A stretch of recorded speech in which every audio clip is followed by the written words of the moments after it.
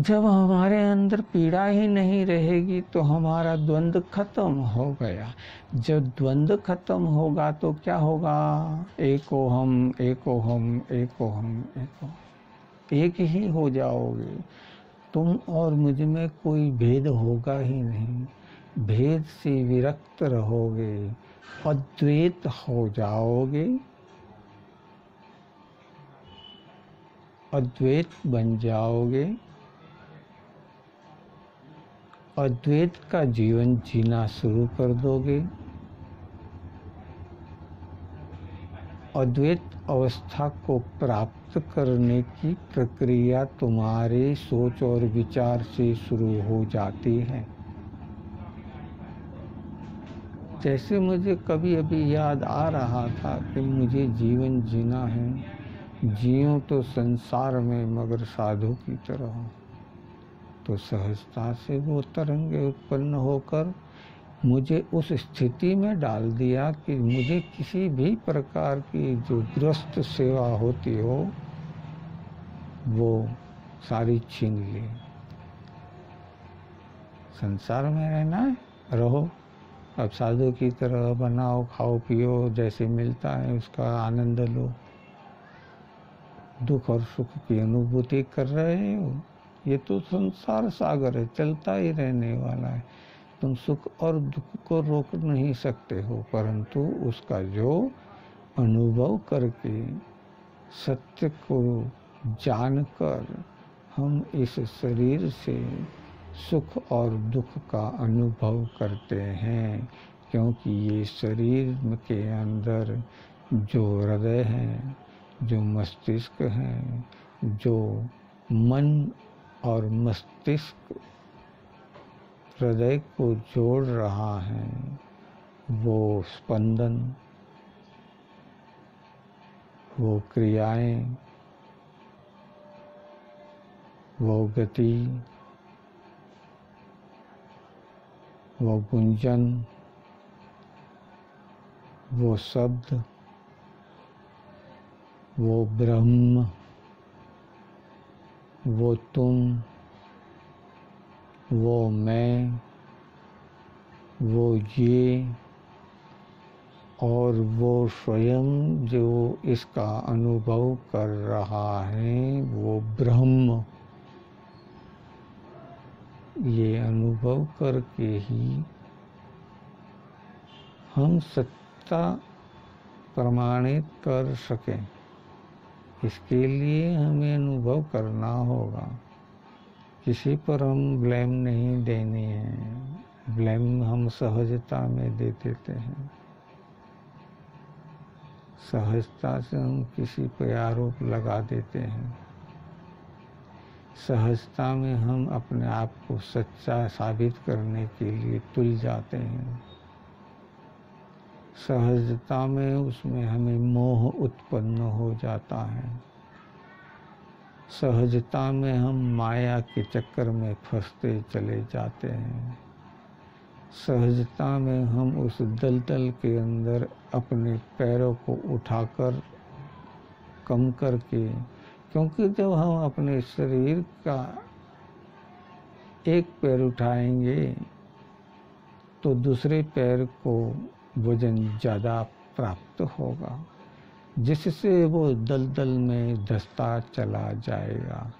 फिर उसको हम ऊपर लाने के लिए दूसरे पैर को, यानी जो नीचे रखा था उस पैर को तो उठाएंगे, और जो ऊपर उठाया हुआ था उसको नीचे जोर से लगाएंगे, जिससे और वो दलदल में गहराई की तरफ चला जाता है।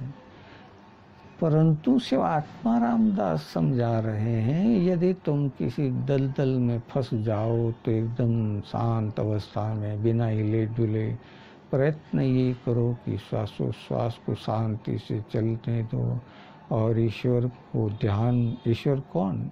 ये जो हम किस प्रकार से इस दलदल से बाहर निकल सके।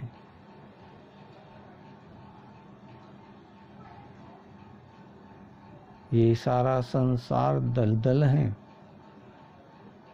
हम दलदल में फंसे हुए उस जीव को शरीर के साथ अमरत्व को प्राप्त करवाने के मार्ग में चलने के लिए जो रावण स्वर्ग की सीढ़ी बनाना चाहता था, मृत्यु लोक से स्वर्ग तक सीढ़ी, ताकि हर मनुष्य वहां जा सके,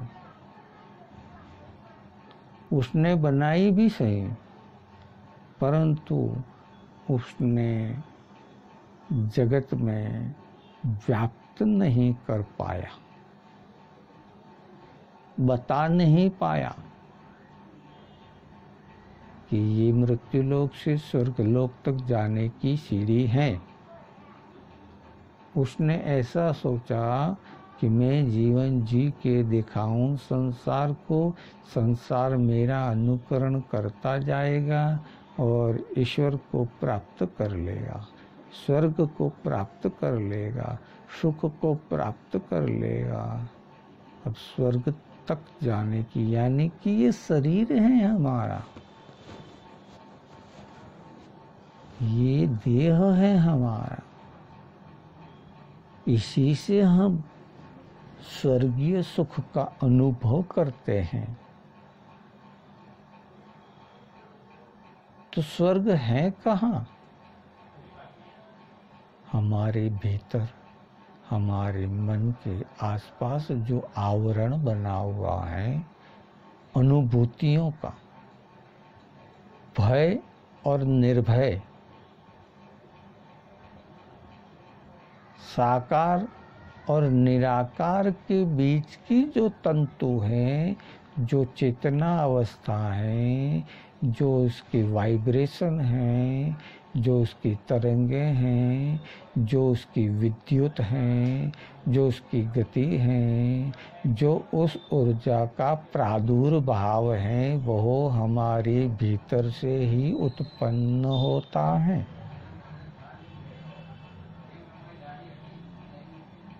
कहीं बाहर से उत्पन्न होने के लिए है ही नहीं कुछ।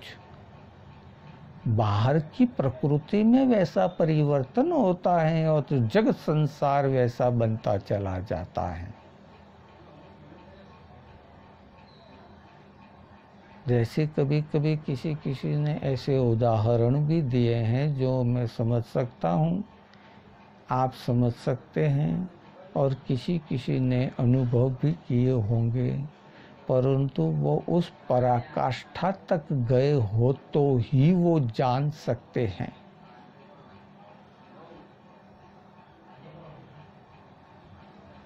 पराकाष्ठा तक नहीं गए तो मार्ग से, अब कहो कि मुझे दिल्ली जाना है और तुम मार्ग से ही वापस लौट के चले आओ, तो तुम दिल्ली को कैसे कह पाओगे कि मैं दिल्ली ऐसी ऐसी है, या दिल्ली में इस जगह में घुमा था फिरा था, कि वहाँ मैंने आनंद लिया था, या मैंने वहाँ वो अनुभूति की थी। बता सकते हैं? हाँ, अगर आप एक बार गए हुए हैं तो आप उसकी स्मृतियों में वही चीज़ें बार बार बता सकते हैं, परंतु हम अब तक उस जगह को देख नहीं पाए हैं और यहाँ से निकले हैं और वो मार्ग से हम लौट कर आ गए हैं, मंजिल तक नहीं पहुँचे हैं, तो उसका अनुभव कैसे जानोगे? इसीलिए कह रहा हूँ, तुम एक बार चलना शुरू करोगे तो तुम्हें अपने आप रास्ता सरल होता महसूस हो जाएगा। तुम्हें कुछ करने की ज़रूरत नहीं है, सिर्फ तुम्हें सहज बन जाना है।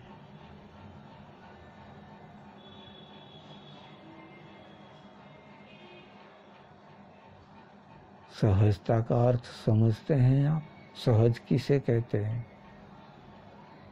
सहज बनना बड़ा कठिन है, क्योंकि हमने तो अपने मन, इंद्रिय, अहंकार पर एक एक छाप लगाई हुई है कि मैं मनुष्य हूँ और ये जगत प्राणी है, मैं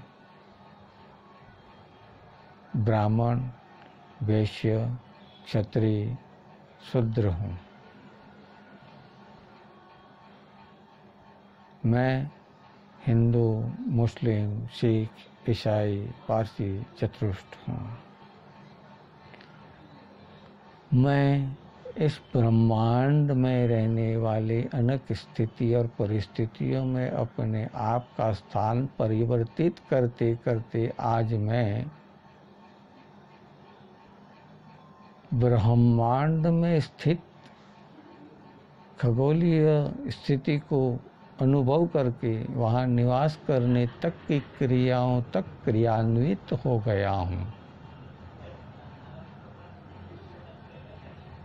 परंतु मैंने स्वयं को अपने भीतर जाके नहीं देखा है। सिर्फ हम बाहर के सुख संसार की विज्ञान जिसे कहते हो विशिष्ट ज्ञान है, इसका है कल पुर्जों का, कल युग, कलाकृति का युग। सतयुग में मन की गति से चलते थे, मन की गति से कार्य होते थे, मन के आदेश से सभी प्राप्त होता था। त्रेता युग में शक्ति का अनुभव करना पड़ा, क्योंकि वो चौथा सतयुग है और त्रेता तीसरा युग है जो शक्ति का है। क्षत्रिय उसका अनुभव जिसी ने पाया सच्चा क्षत्रिय बनकर, और द्वापर युग आया तो दूसरा यानी खल अखल, छल कपट, ये दूसरा युग आया। और कलियुग यानी पहला युग है जो हमारे अंदर से भीतर से सबसे पहले विपरीत अवस्थाओं की गतियाँ, ऊर्जा, शक्ति उत्पन्न होते रहते हैं। और उस विपरीत स्थिति और परिस्थिति में हम विचारों के भय से मस्तिष्क के द्वारा हृदय के अंदर होने वाले जो स्पंदन हैं उस पर हम रोक लगाते हैं या अति संवेदनशील बना देते हैं। हमारे मन के अंदर से उत्पन्न होने वाले विचार को हम सहज बना देते हैं तो कोई भी उस पर प्रभाव नहीं होता है, परंतु हम क्रियान्वित कर देते हैं या एकदम ही निष्क्रिय कर देते हैं तो वो ऊर्जा शक्ति अपना प्रादुर्भाव स्वयं ही प्रकट करती है समय आने पर। इसीलिए तो अभी बताया गया है कि आपकी और मेरी अभी शक्ति वही है जो अभी आप धारोगे तो होगा वो कार्य। लेकिन हो सकता है जैसे वाल्मीकि ऋषि ने जो रामायण लिखी थी, उनकी लिखने की 10,000 वर्षों के बाद श्री राम जी अयोध्या में जन्म लिए हैं। आपको ज्ञान प्राप्त करने के लिए संशोधन करना होगा। अगर मेरा विश्वास नहीं है तो बहुत अच्छी बात है और मुझे आनंद होगा कि मेरे कहे पर विश्वास न करके आप उसका प्रमाणित संशोधन करें और जब उसे जानें तब सत्य मानें।